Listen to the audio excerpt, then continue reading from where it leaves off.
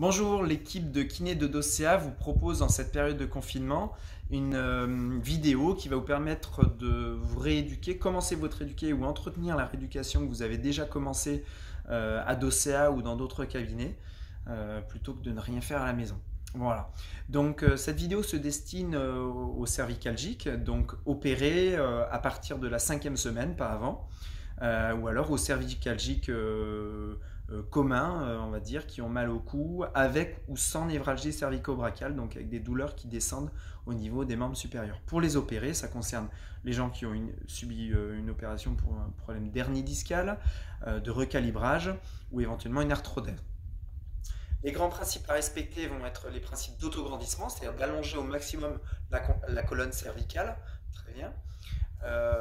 Ne pas faire d'amplitude excessive, d'accord. On va essayer d'éviter les rotations extrêmement importantes ou les inclinaisons extrêmement importantes d'un côté ou de l'autre, ainsi que les flexions ou extensions trop importantes. Donc toutes ces amplitudes-là doivent être restées en deçà d'un certain niveau, en aucun cas ne les pousser dans une amplitude trop importante.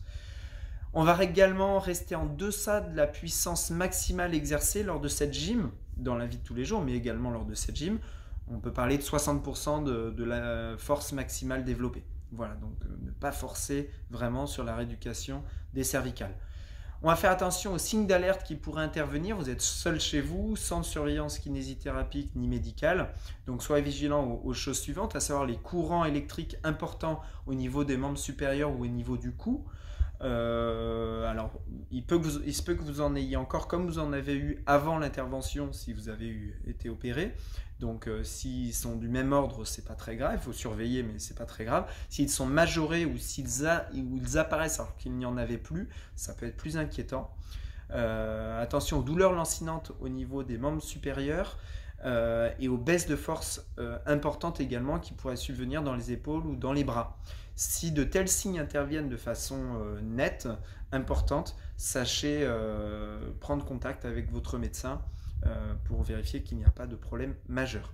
Bonne gym à tous, bonne rééducation dans un confinement, mais prenez soin de vous.